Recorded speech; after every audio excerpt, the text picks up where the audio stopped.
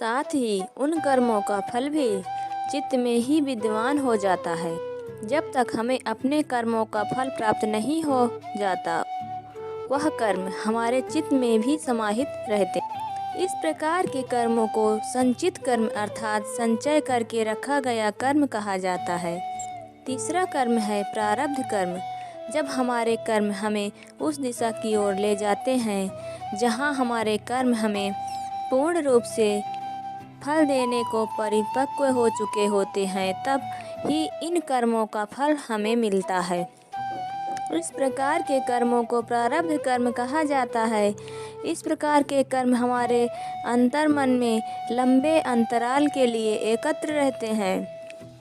यह कर्म कई दिन, कई माह, कई वर्षों तक अर्थात 15 साल, 30 साल, 50 साल, 100 साल या कई जन्मों जब तक है तब तक भी हमारे भीतर विद्यमान रह सकते हैं।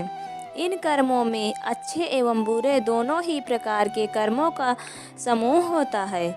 जिस प्रकार से हम अपने दैनिक जीवन में एक ही दिन में कई प्रकार के कर्म कर लेते हैं, जिसमें से कुछ कर्म हमारे संचित कर्मों में समाहित होकर अनंत काल के लिए क्लीन हो जाते हैं। इस प्रकार से किए गए कर्मों का एक बड़ा भाग लाखों की संख्या में संचित कर्मों के एक विशाल समूह का रूप धारण कर लेता है।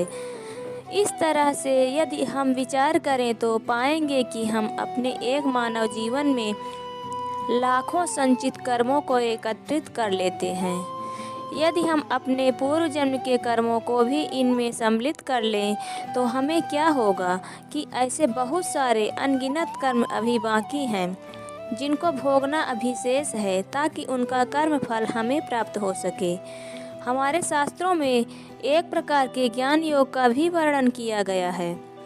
जैसे ही मनुष्य साधना शैली के द्वारा इस ज्ञान योग को सिद्ध कर लेता है, उसी समय उसके जीवन में से प्रारब्ध कर्म समाप्त हो जाते हैं और ऐसा आभास होता है कि वर्षों तक अंधकार में कैद रहने के बाद एक प्रकाश में दीपक की रोशनी से जीवन जगमग सा हो उठा। ऐसे कर्मों को आध्यात्मिक व्याकरण भाषा में प्रारब्ध कर्म कहा जाता है।